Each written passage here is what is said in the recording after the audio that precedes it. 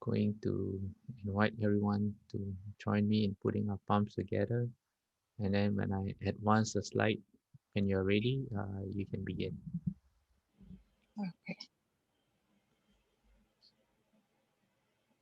恭请大德圣听，为此发挥，济一切众生，请转妙法轮，教导我们如何了生，脱失离苦得乐。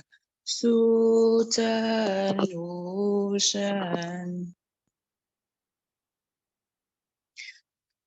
the Sangha with great virtue, out of compassion, for the sake of this assembly and all living beings, please turn the wonderful Dharma wheel to teach us how to live suffering and attain bliss and end birth and death, and quickly realize non-birth. Namo tassa bhagavato arahato samma sambuddhassa. Homage to the blessed, noble, and perfectly enlightened one. Namo saranto suchetoye alahati sanmiao sanputoche. 无上甚深微妙法，百千万劫难遭遇。我今见闻得受持，愿解如来真实义。 Supreme and wondrous Dharma, subtle and profound, rarely is encountered, even in a billion eons. But now we see and hear it and accept it reverently. May we truly understand the Buddha's actual meaning. Good morning and good evening, everyone. Buddhas, Bodhisattvas, Venerable Master, and all good knowing advisors, welcome to this week's exploration of um, the Dharma based using the Medicine Master Buddha Sutra as a way to understand, to explore. Okay, so before we begin by reciting Medicine Master Buddha's name, as usual, please think of any questions that you might have. It does not have to be related to the sutra. And if you have, you can ask during the lecture or you can type it into the chat box. I see Ron already has an excellent question. So let's, I'm going to invite everyone to join me again in putting our palms together as we recite Medicine Master Buddha's name. Namo, quelling disasters, lengthening life, Medicine Master Buddha. Namo, quelling disasters, lengthening life, Medicine Master Buddha. Namo, quelling disasters, lengthening life, Medicine Master Buddha. Namo, quelling disasters, lengthening life, Medicine Master Buddha. Namo, quelling disasters, lengthening life, Medicine Master Buddha. Namo, quelling disasters, lengthening life, Medicine Master Buddha. Namo, quelling disasters, lengthening life, Medicine Master Buddha. Medicine Master does come one, Medicine master does come one. Medicine master does come one. Medicine master does come one. Okay, I have a question for Rujang regarding your message. You were saying in your message you type in the request for Dharma, words for opening sutra in Chinese. You say it's shou chu. So is this what you're referring to? Yes. So it should be shou. Yes.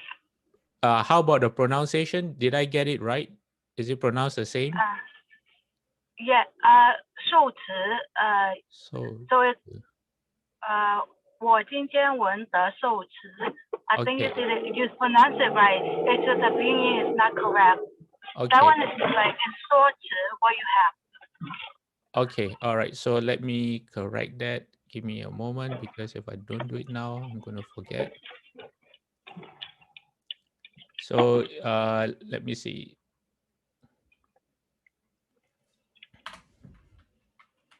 Is that correct? I think so, yeah. It's Okay. OU for sure. I still have to double check the tone. I'm not sure about the tone, whether it's first tone or fourth tone, but it is definitely OU. I'll Okay. check that and then follow up with you. Okay. Because I'm driving right now. Oh. I'll double check and then follow up with you, confirm to you when I have a chance. Okay. As much as I would like you to concentrate on the sutra, you should be first and foremost be safe. So I hope you know how to manage yourself. Okay. Oh yes, of course, yes. I typed that before I drove off. So. Oh, okay, that's good. All right. Okay. Okay, let's move on to today's class. And so we're still on precepts or sila in Sanskrit. And Ron's question last week gave me a few things to think about because Ron's question is very, how you say, is extremely applicable. I think all of us who take the precepts definitely go through Ron's predicament at least once, if not for the remainder of the time they hold the precepts. So that got me thinking a bit because we are right now in the section where we are after where Shakyamuni Buddha explained that in Medicine Master Buddha's Pure Land, it is identical to Amitabha Buddha's Pure Land, and that he has sunlight Bodhisattva and moonlight Bodhisattva that helps as his two helpers, just like Amitabha Buddha has, I think, great strength Bodhisattva and Kuan Yin Bodhisattva. So in then we move then Amitabha Buddha excuse me, Shakyamuni Buddha then moves on to we talked about how people he talks about the faults that we have, the bad habits, the unwholesome habits that human beings have, and what are the retributions of those unwholesome habits. And this is the passage that began that whole thing. Okay. It goes, at that time, the world-honored one again spoke to the pure youth Manjushri, saying, Manjushri, they are living beings who don't distinguish good from evil, who indulge in greed and stinginess, and who know nothing of giving or its rewards. They are stupid, ignorant, and lack the foundation of faith. Then he goes on to talk about the pitfalls of being stingy and not being generous. And then the next passage or the next section, the next part, not the next section, the next part talks about the unwholesome habits of breaking precepts, and it's related to lacking the foundation of faith. And what we're doing right now is directly related to faith and confidence in the Dharma. And initially, my idea was to spend a few classes on how we can develop faith and confidence. And then I made a decision that we'll how you say, we'll build up faith and confidence not by addressing it directly, but by promoting right view and right understanding. But based on Ron's question, I thought maybe we should just spend a few slides um, comprehending the role of faith in our practice. Okay, so we are going to take a slight detour today to just, we are still within right view, but faith will, we will see how having faith or confidence falls within right view. Okay, I see we have a lot of uh, chats going on right now on Ron's question, which is really good. So Ron, your new question for today, we'll come back to that um, within the class in a short while. Okay. So what Shofu says on faith within Shufu's commentary on the Medicine Master Buddha Sutra, Shufu says, ignorant people are those who have never heard the principles of cause, effect, and retribution, meaning karma. Those who lack faith and wisdom are skeptical when they hear the proper Dharma. They do not have Dharma selecting vision, which is the wisdom to determine the truth. They take what is true to be false and vice versa. Okay. So, what happens when we don't have uh, enough faith or confidence in the Dharma? Like Shufu says, someone like that is skeptical. They are unable, they don't have Dhamma selecting vision, meaning they are unable to make skillful choices in their lives. And Shiva says they take what is true to be false and vice versa. What does that mean? What does that mean? Take what is true to be false and take what is false to be true. Okay. I would like to introduce you to a term which you all probably know, which is false thinking. Okay, false thinking in Pali is also known as papancha, or in Sanskrit it is known as prapancha. Okay, I've never really come across a formal um, explanation of what false thinking is, and I think this comes either really close or this, you can take false thinking to be this. In fact, false thinking is so uh, how you say, you don't come across it a lot in other than in commentaries, but it is so, how you say, important that there's a Sri Lankan monk who is quite a bit of a scholar. He actually wrote a whole book on false thinking, false thoughts. Okay, so what are false thoughts? False thinking, okay, has negative connotation. It means that it's not good, and it involves thoughts that falsify and distorts. Okay, it covers three types of unskillful thought. It has elements of craving or desire, conceit, either you are fooling yourself or you're fooling other people, and it also contains wrong views. Number three, it functions to slow and hinder the mind in its escape from samsara. So false thinking is not something you really want to do. And through the process of papancha or false thinking, a person becomes a victim of his or her own patterns of thinking. What kind of thinking? Well, self-reflexive thinking, reification, proliferation, complication, elaboration, distortion, all the no good shens you get. Okay, let's see what this means. Okay, from here you can see that false thinking is actually a real form of suffering. If you ever had a nice, quiet mind and you think back to a time when you were under a lot of stress, mental stress and mental agitation, and you to the point where you couldn't even fall asleep, then you will understand why false thinking is seen as suffering. It is not a comfortable thing to have at all. Okay, so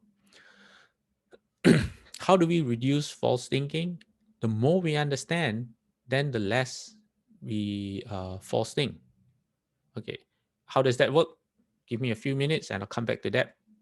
Let's explain what is the list of what Ralph, sorry, excuse me, self-reflexive thinking means. Self-reflexive thinking, it can be understood as thinking that revolves around oneself, thinking only about yourself, like very selfish thoughts. That is self-reflexive thinking. You're not thinking about other people. Reification, that's on the last line on your screen. Reification, that's making something that has no form, something that's not tangible, into something tangible, or you connect it to something tangible. For example, what's something without form? Happiness, your emotions, your happiness, your fears, your anxieties, your thoughts.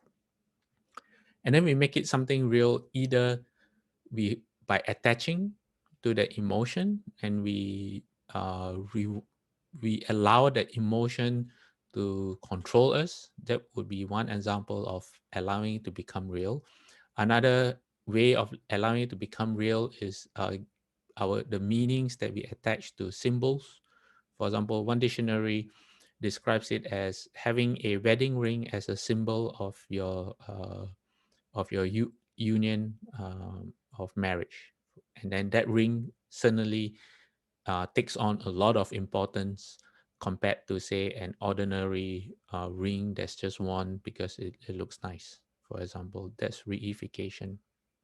So it is said when um, uh,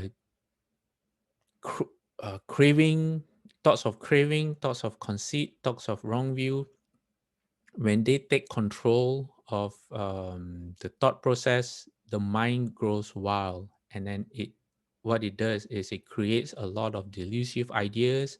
It becomes obsessive. That a lot of passions will arise, which overpowers the victim, and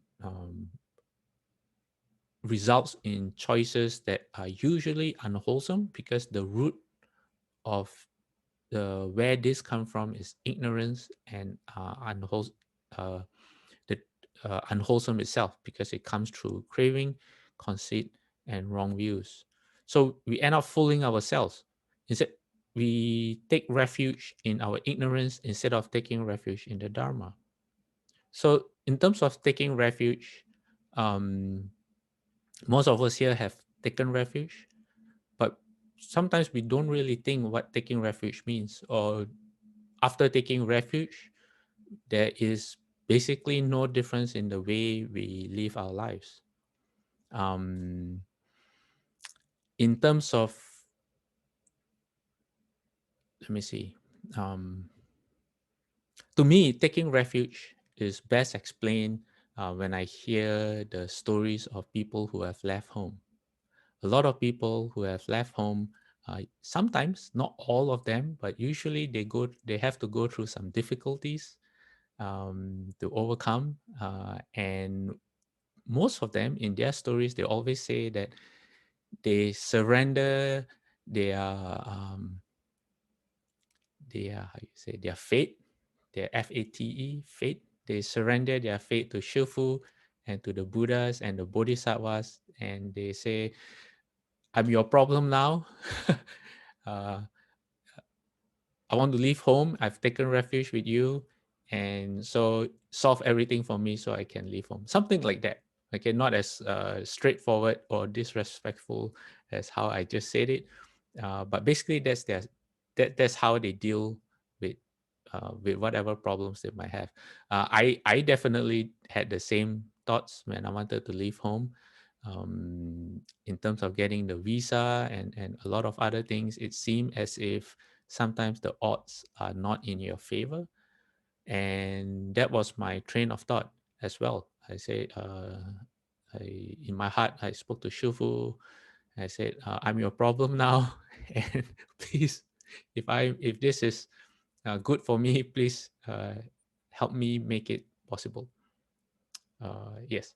So um, what I'm trying to say is that when we take refuge, we should look towards the Dharma for solutions instead of looking towards our own ignorance on how we should make decisions in our lives. And not everyone can do that, but I realize that when it comes to the Dharma, if we know in our hearts that it is something good, even though we may not be prepared to undertake the entire responsibility of what that means, say like the 5 precepts, we know the 5 precepts are good, but in our hearts we have doubts. We are not sure if we are going to be able to maintain the 5 precepts. From my experience, anytime it has to do with the Dharma, which is wholesome, and especially if you have taken refuge, you should not have too many false thoughts. Just go ahead and make the decision that you know is to be good, and then you deal with it later. But when the time comes to deal with it, because you've already made up your mind, you've already inside yourself, either subconsciously or consciously, you've made a decision that this is the path that you want to walk. Your decisions become a lot easier. Life becomes smoother because your mind does not false think so much. It does not play tricks on you as much as it would before. Why? Because you have already um, uh, your level of faith and confidence has already increased. Okay, so false thinking. So now let's leave false thinking behind and go back to faith and what Shifu has to say about faith. So someone asked this exact question to Shifu. Shifu says, "It is just believing that in every life, those who oppose you or give you a hard time are people who are helping you become a Buddha. This is like refining yourself in a furnace. Excuse me. You are refined until your bad habits and shortcomings are all gone and you become as soft as cotton. This is what is called true faith or deep faith. You must understand that all those who give you trouble are people helping you cultivate. If they didn't give you trouble, how could your ability to endure shine? And those who give you a hard time are helping you become a Buddha. Troubles show that your mind is unmoved and indifferent. It is as if nothing has happened to you." So Shufu is talking about being unmoving. He's talking about having confidence, having self-belief, having trust and understanding in the Dharma. And Shufu is speaking about relationships, but you could apply that to conditions as well. It doesn't have to be relationships with people. It can be your surrounding conditions. Okay. So when it comes to faith, do you know who has complete faith in the Dharma, in the Buddha, the Dharma, and the Sangha?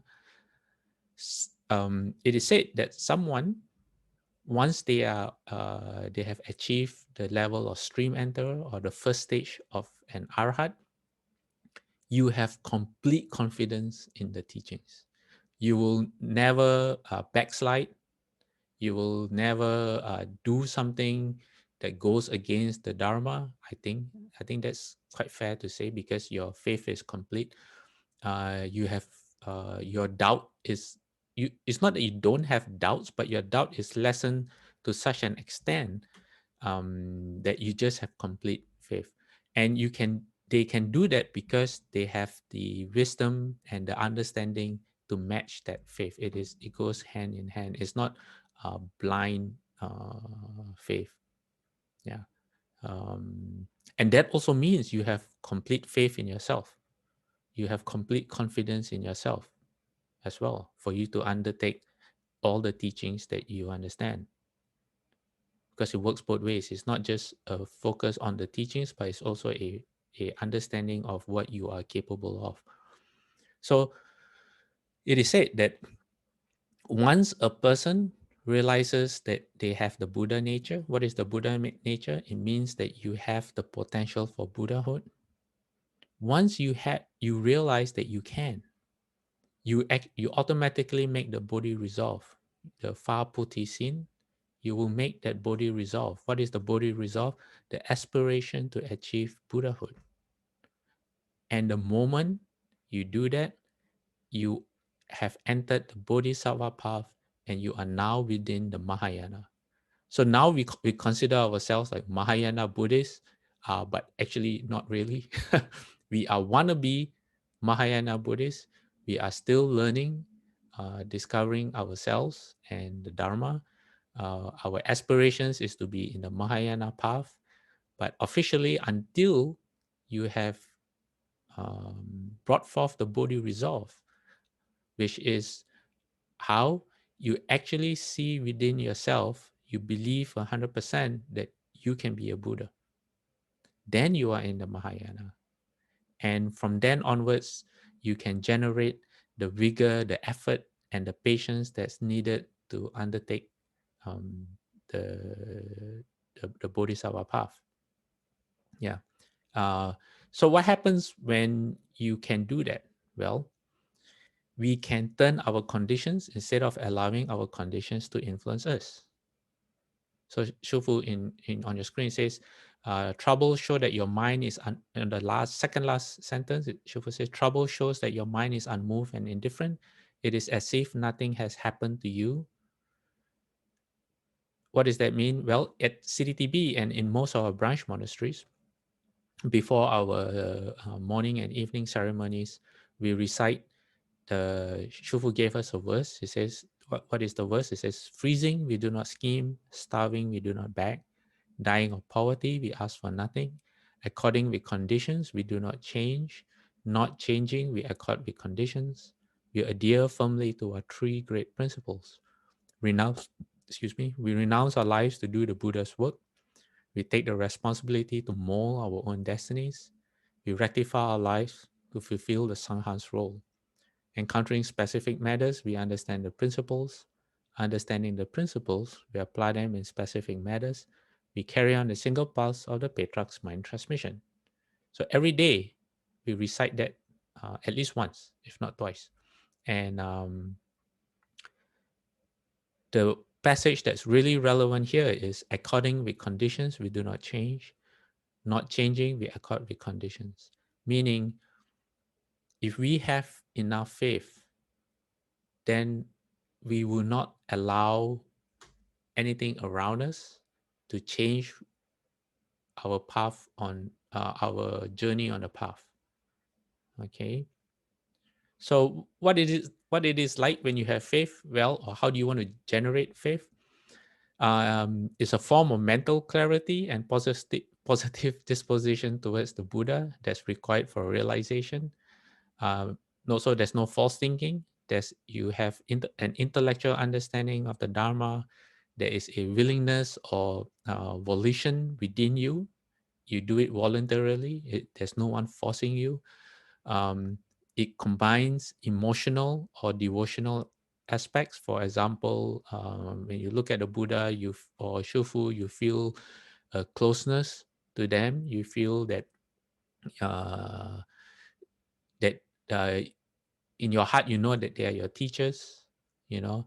And then there's also social aspects, meaning it affects the way you deal with people. You understand that Mahayana is about doing it for others as much as doing it for yourself, doing it for others more than doing it for yourselves, actually. Yeah.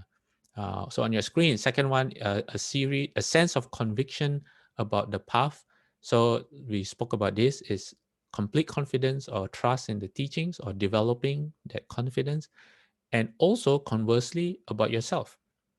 The path is who walks the path is you.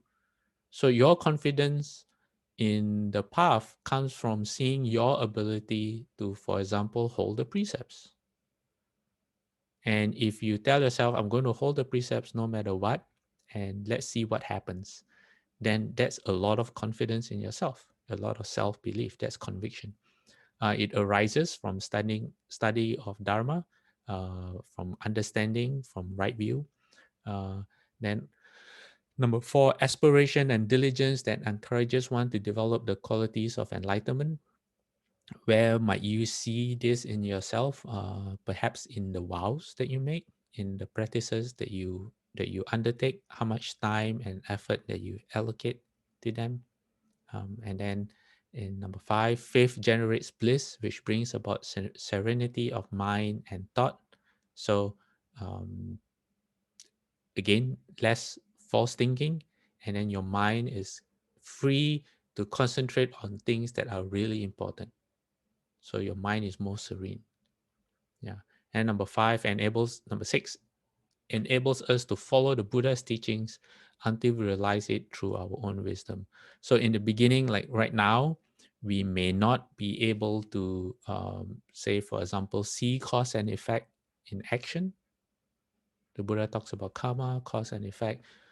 We may lack the wisdom to see the consequences of our actions or the causes that we plant, but we have enough confidence in the Buddha to accept that teaching because either it makes sense through our intellectual understanding or through the seeds that we planted. We have a complete faith in the Buddha, and then we practice based on that, based on the right views that were presented to us until the wisdom comes from ourselves, until so we convert our intellectual wisdom to transcendental wisdom. All right. Okay. So because we talked about the Bodhi resolve, I'll just have one quick slide on the Bodhi resolve. Shufu says, bringing forth the Bodhi resolve means generating a true intention in your mind to become enlightened. That intention is a seed that can grow to create a Buddha. Bringing forth the Bodhi resolve is the beginning of the path to enlightenment. When you have your first thought of faith in the Buddha, that's bringing forth the Bodhi resolve. To want to cultivate is called bringing forth the Bodhi resolve. Bringing forth the Bodhi resolve is simply benefiting others. Not having selfish thoughts of benefiting oneself is bringing forth the Bodhi resolve. So the Bodhi resolve is different from saying, I want to end suffering. Okay. The arhats, or if the in the let me see, the Theravada vehicle, the small vehicle, Theravada vehicle. Uh, in a Theravada vehicle is all about ending your own suffering, ending your own affliction, so that you can become a sage. Whereas the Bodhi resolve is a lot more superior. The Bodhi resolve is generating the resolve to wanting to become a Buddha, is all the way, okay, all the way to perfect enlightenment. That's the Bodhi resolve. Okay. And honestly, I think that if you are practicing the Pure Land, this is a very, very important point, because why do you want to go to the Pure Land? It's built on the foundation that you learn the Dharma, you practice until you become a Bodhisattva and you are independent enough that you can come back to samsara to save living beings. So it's not pushing away uh, thoughts of how you say rebirth, but rather you are postponing your rebirth so that when you come back, you have the skills to help living beings. So for anyone who is really, really serious about the Pure Land, I would urge you to examine uh, whether you have made the Bodhi resolve or not. Yeah, to look at that aspect of your practice. Okay, it is now, let me see, we have 25 minutes left. I'm very, very mindful that I owe you a story. Just let me look at our chat box. First, we have a question for Ron. Ron says, the liturgy of the 10,000 Buddhas, repentance says to give away wife and children. What is the underlying principle of meaning? Is it because wife and children considered property? And then Carrie says she remembers Shufu has explained we can offer playthings like balls or toys, and he says Shufu says the important thing is offering the most cherished and precious belongings. So to forego something we cherish the most in our heart is what truly counts, which may include giving wife and children away. Um, and then let me see. So Miss Yap says her opinion is maybe it is becoming living home, becoming a monastic, where you can let go of all attachment as well as family. Let me see that one. Okay, all of these are correct, Ron. Sometimes we tend to take the sutras a bit too literally. Um, but we have to train ourselves to expand the meaning of the Buddha. We have the verse just now. Let me see what's the verse. Uh, let me look for it so I can show it to everyone. Oh, I'm sorry, I don't have it on screen. It is understanding the principles, we apply them in specific matters. Encountering specific matters, we understand the principles. Understanding the principles, we apply them to specific matters. Another way of looking at this is there's a root. A tree has a root, and that root becomes ends up in many branches. Okay, so, or maybe the trunk, not the root. The root itself is also okay. That's maybe not a very good example, but meaning one principle, you can apply them in various ways. So the principle, what is the principle of giving away wife and children? In my mind, and I'm just speaking from my own understanding, it is what Carrie and Ms. Yap has shared, and also how you say it in a modern context. You can say that it also involves how you treat your relationships. How are you a controlling person? Do you allow your children when they're old enough, if they have the right um, common sense or whatever it is, to make their own decisions, and you support them in whatever decisions they want? Do you allow your family to the opportunity for them to be happy for themselves, rather than just doing the things that you think they um, they should do? Yeah, so it also comes to that. There's a lot of ways to interpret. Anytime it is wholesome, um, and it is for the benefit of everyone, I guess, depending on the situation, uh, interpreting it that way could be wouldn't be wrong. Yeah. Okay. um And then Ron says, but the liturgy says to give wife and children to the poor. I'm bothered by the last part, to the poor. Let me see. Let me remember, see if I can recall that passage in the sutra.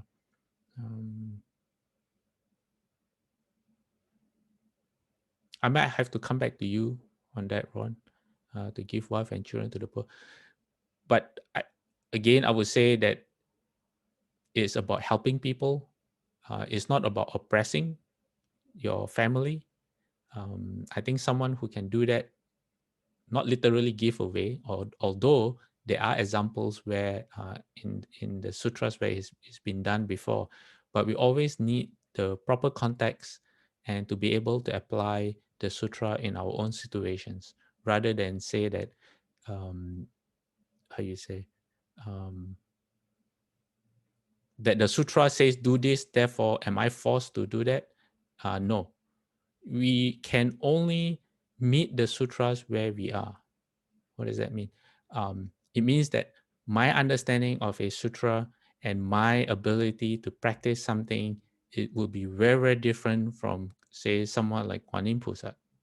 Okay, Kuan Yin Bodhisattva will be able to understand the Heart Sutra in a very, very different manner from me, and therefore be able to practice it in a very, very different way from myself.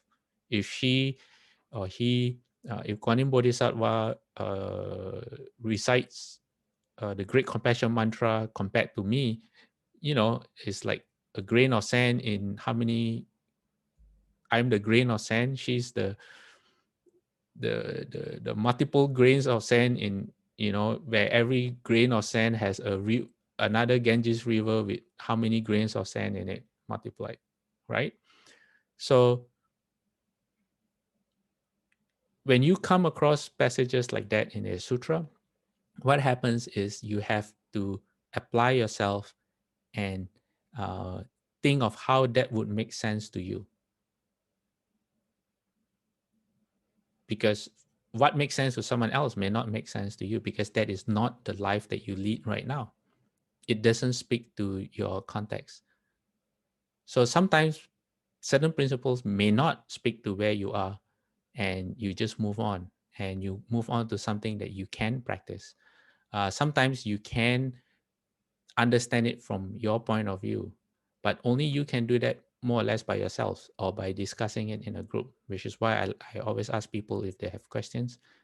Like I said, the questions make the Dharma come alive, because questions means it's related to our everyday lives. It's not on a book anymore. All right. Okay. Any more questions or remarks? You can put it in the chat box. I believe now is the time to come to the story. And if we have more time, then we can come back to our slides. Okay, so I'm not sure if how many people remember the first part of the story. It was when one of the Buddha's greatest lay disciples, her name is Visakha. She visited the Buddha, and she had 500 friends who were really fond of drinking. And when they found out that she was visiting the Buddha, they came along. And when they came, they were all drunk and very, they did not, how you say, I think the term was they forgot themselves, meaning they did not know how to hold, how to be polite and show proper respect when they were in someone in another person's place, especially in front of the Buddha, and they were just still singing, dancing, and just enjoying themselves. So the Buddha put on an awesome display where he exhibited blue light, and this instantly made all the women sober. And the Buddha actually said, "Why are you laughing and enjoying yourselves, you who are always burning and surrounded by darkness? Why don't you seek light?" Yeah. So when they heard this, they all actually became stream enterers, first stage arhats. Imagine that. Don't ask me to explain how, because I really cannot in my mind see how that can happen. But in front of the Buddha, if you have those if you have those affinities to be in front of the Buddha already, then you have some pretty good roots.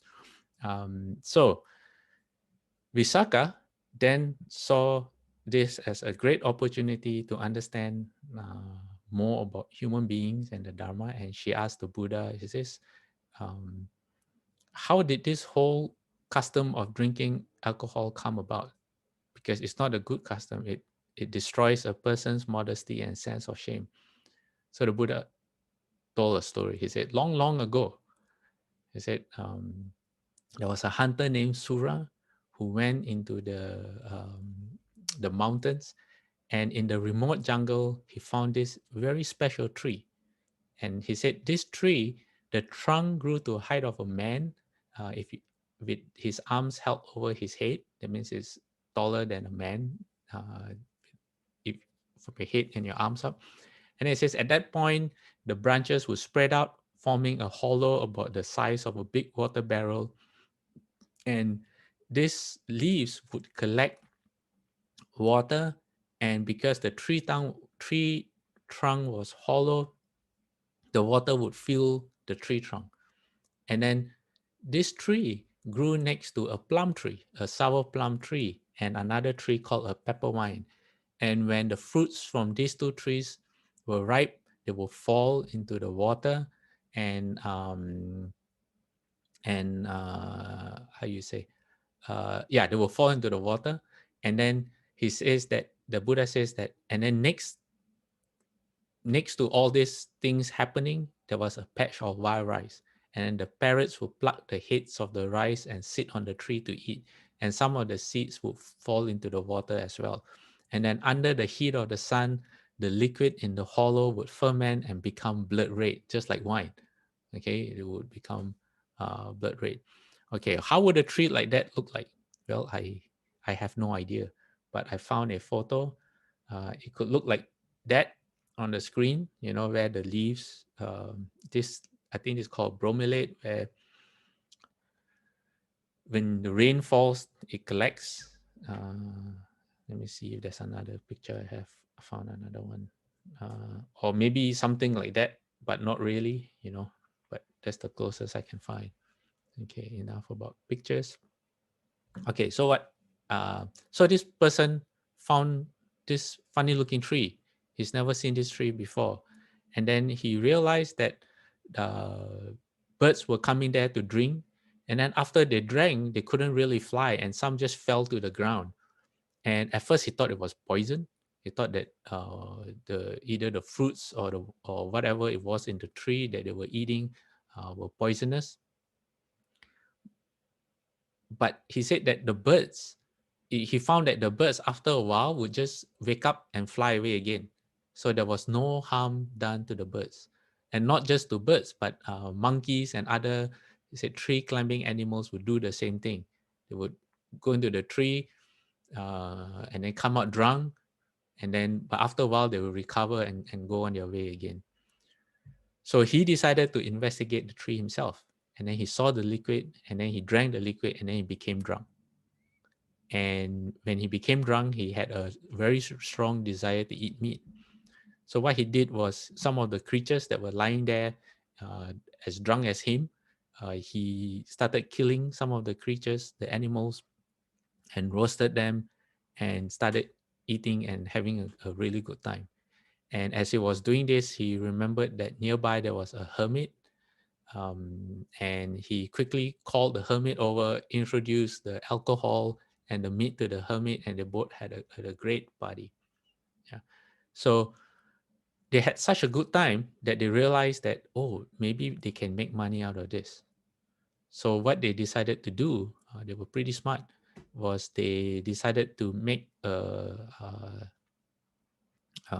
bamboo tubes where they could pour in the liquor, and they wanted to show it to the king and hopefully to make a lot of money.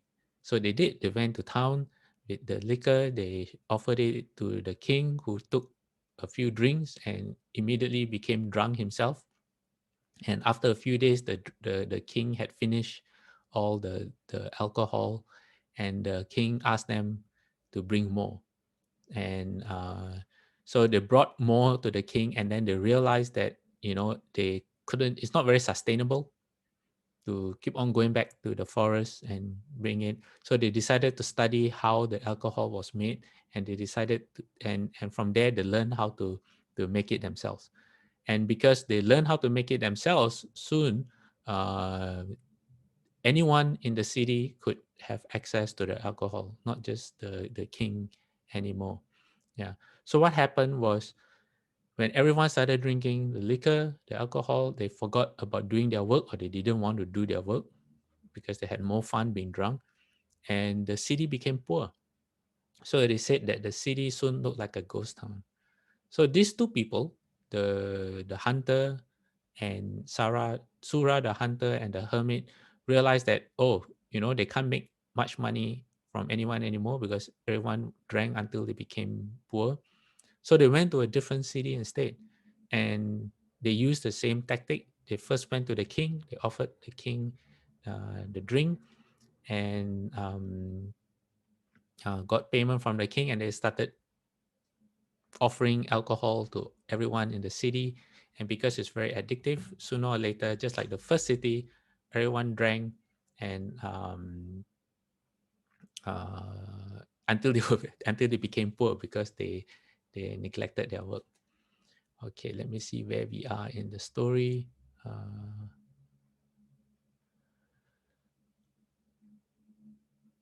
Okay, so then they came to the third city, and this city was Sawati, and the king's name was called Sabamita. So again, these two merchants, now they are rich merchants, offered the king the the liquor again. So it is said that as the brew fermented, because they could now make the liquor, the liquor expanded and began to overflow. So there were some cats nearby who started drinking it, and then they got drunk, and then they slept. And then when the rats saw that the cats were sleeping, the rats came by, found the alcohol, and started to attack the cats. And because the cats were drunk, they were totally unconscious. They didn't know what was happening. So when the king's guard saw this, they reported to the king, and the king concluded that this must be poison because they saw the condition of the cats. And the cats, after being attacked by the rats, had their ears missing, their tails nibbled half off. So the king wanted to, the king said these two are actually trying to poison all of us and sentence them to death. So suddenly, from making a lot of money at the expense of villagers and the king, these two were getting a death sentence. Yeah. And so the two men were executed, poor fellas. And after they were executed, the guard saw that the cats had woken up. And when they had woken up, they started playing like, they were normal, except they didn't have their ears or part of their tails. And then the king realized that, oh, actually it's not poison. Huh. Okay, maybe we can try drinking it and see what it's all about. So the king and everyone started drinking the the the drink, and obviously they had a very good time. So at this point, it is said that Lord Chakra is also known as the Jade Emperor, or in Hokkien we call him Ti Kong. So it says Lord Chakra, King of the Gods, was looking at the world, and it is said that Lord Chakra, sometimes when he looks at the world, he always thinks about who is being filial to their parents, who is being a good son or daughter. So he looks for people like that. And then as he was looking down on the world, he saw the king ready to want to drink the alcohol. And then he said, oh, if this king drinks the alcohol, he says the whole world will perish. So he wanted to make sure that the king doesn't drink. So he instantly appeared as a Brahman, or as a gentleman, in front of the king, holding a full jar of liquor and saying, buy this jar, buy this jar. Okay, in the story, it says that he was floating in front of the king. And this startled the king. And the king asked him a question, says, where do you come from? Who are you? And what do you have in your hand? And then Lord Chakra said, listen, this jar does not contain butter, oil, molasses, or honey. It says, listen to the innumerable vices that this jar holds. Okay. It says, whoever drink this, the poor silly fool, will lose control of himself until he stumbles on smooth ground and falls into a ditch or cesspool. Under its influence, he would eat things he would never touch in his right mind. Please buy it. It is for sale. This worst of jars. Says the contents of this jar will distract a man's wits until he behaves like a brute, giving his enemy the fun of laughing at him. It will enable him to sing and dance stupidly in front of people. Please buy this wonderful liquor for the stupid things that it brings. It says even the most bashful or the most shy will lose all modesty by drinking from this jar. The shyest man can forget the trouble of being dressed and can shamelessly run naked around town. When he's tired, he'll happily rest anywhere, totally ignorant to danger or decency. Such is the nature of this drink. Please buy it. It is for sale. This worst of jars. It says when one drinks from this, one loses control of one's body, tottering as if one cannot stand, trembling, jerking, and shaking like a wooden puppet worked by another's hand. It says, buy my jar, it is full of this wine. And then he continues, he says, the man who drinks from this is open to every danger because he loses his senses. One might burn to death in one's bed, stumble into a pack of jackals or wild dogs, drown in a puddle, become reduced to slavery. There is no misfortune that drinking this may not lead to. So he goes on and on. He says you lie senseless by the road, you will soil yourselves with your own vomit, and get licked by dogs. He says you will abuse or abandon your child. You get addicted. He says your tongue and feet will lose control. It will create irrational laughter. Just think of someone that's drunk. Yeah, he says friends will quarrel and come to blows. People will lie with pleasure, and forbidden actions are performed with joy. So you can see that the alcohol is just we can apply it to any mind altering substances, any drugs. It's not just alcohol, it's drugs as well. So he took a long time in explaining to the king, when you drink this liquor, what will happen. So when the king heard this, he realized the misery that this would cause, and he could see that if everyone in his city started drinking, then just like the other, he didn't know about the other two cities, but he could see that if everyone in the city started drinking, then his kingdom will come to ruin. So he said, Brahman, you have outdone even my father and mother in caring for me. In gratitude for your excellent words, let me give you 5 choice villages, 100 serving women, 700 cows, and 10 chariots with purebred horses. You have been a great teacher. And then this Brahman or Lord Chakra revealed himself to as to who he actually was, which is, uh, uh, the god of gods. It says, as chief of the 33 gods. Why 33 gods? Lord Chakra comes from the heaven of the 33. And there's a story to that, but that can be for another time. And then he says, I have no need of anything. Keep it to yourself. And he says, just remember all these truths that I've told you. And then in this way, you will be blameless in this world and attain a glorious heavenly rebirth in the next. Then the Buddha explained that although this king vowed to abstain from alcohol and ordered that all the alcohol be smashed, be destroyed, and was later reborn in the heaven. He said, however, the habit of drinking alcohol started to spread not long after that across India, and then everyone became affected. And as in every story the Buddha tells, it's not just a story, but it's an actual past life of the Buddha. So the Buddha said, at that time, Venerable Ananda was the king, and the Buddha himself at that time was Lord Chakra. So that's the story of how the habit of drinking alcohol actually started in, I guess you can say, in our Saha world. I guess this is the origin. Yeah. Okay, so let me see. We have a message. First stage Arhat, faith and conduct. I heard second stage Arhat, monastic, stole Dharma, left the temple, regressed back to zero. Okay. I'm not sure what to say about that, Ruchang. Maybe that's not for. I don't have the wisdom to discuss something like that. Yeah. Carrie has a question. Is there any announcements on the Ulambana ceremony?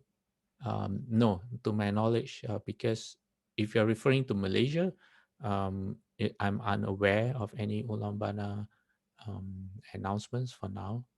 Probably, maybe it's the EMCO, the emergency movement control order, the lockdown that's been happening. Yeah. Anyone else? Anything? Okay. If not, then next week when we come back, we'll look at other sutras that talk about the importance of precepts. We'll go back to the matter of precepts and how precepts form the foundation of our practice, whether you are a layperson or a monastic. And I hope that from today we can see how right understanding, faith, and confidence plays a huge role in not just making helping us make decisions in the Dharma, but also in how it leads to a more calm, peaceful mind. Um, when we rely on the Dharma, when we really take refuge in the Dharma, the Buddha, the Sangha, um, and allow it to and allow ourselves to make decisions based on the Dharma instead of our own false thinking, um, how simple, no, not simple, yes, simple, our life becomes a lot more simple and less false thinking happens. And because of that, our mind becomes more serene. All right. Okay. Let me end this slideshow and let us dedicate our merit from today.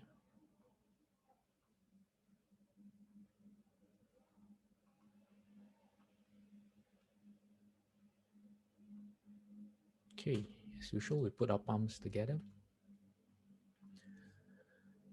May every living being, our minds as one and radiant with light, share the fruits of peace with hearts of goodness, luminous and bright.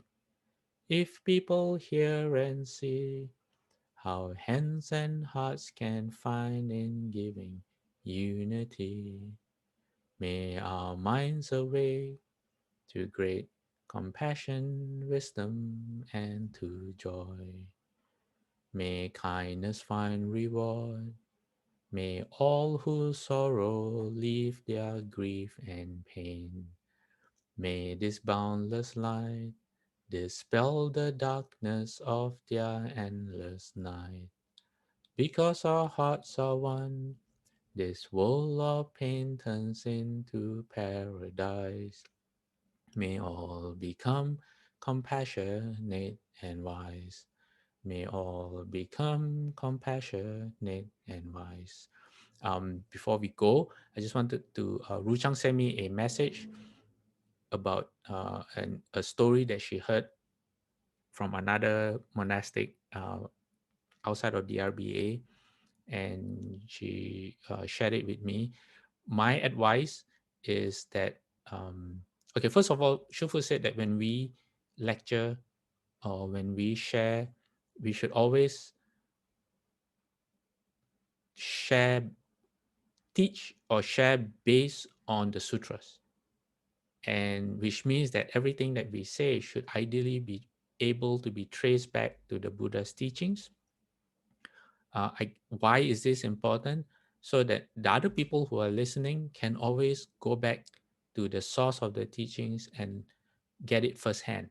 So meaning, let's say if someone tells me about this sutra and what this particular sutra means, with the name of the sutra, I myself can go back and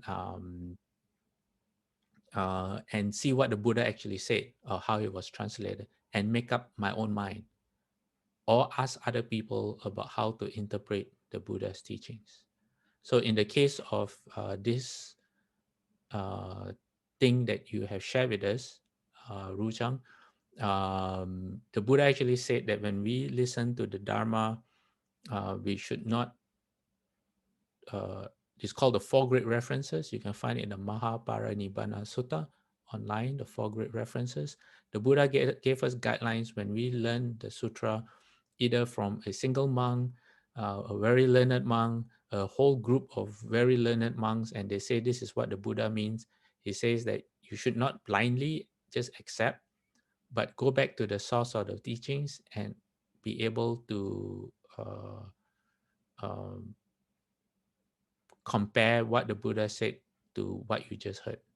Meaning, all of us have to increase our exposure to the sutras. So don't just say, don't just accept blindly what even monastics say, but try to generate your own understanding as well. Okay, try to find the source. Yeah, if you can't find the source, then go read about that particular topic, go investigate, and see if what this particular monk says is consistent with what the Buddha actually teaches. All right. Then that way you can build your own confidence and not be affected by other people's possible wrong views. Or yeah. Okay. All right. Let's do bows to the Buddha and then to Shufu. Okay. 3 bows to the Buddha.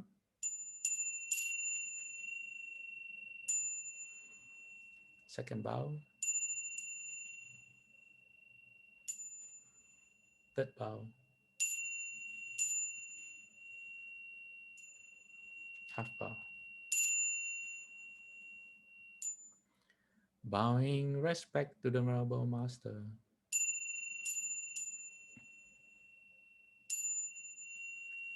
Second bow. Third bow. Half bow. All right, everyone. We'll see you next week. Amitabha. Amitabha, cảm ơn.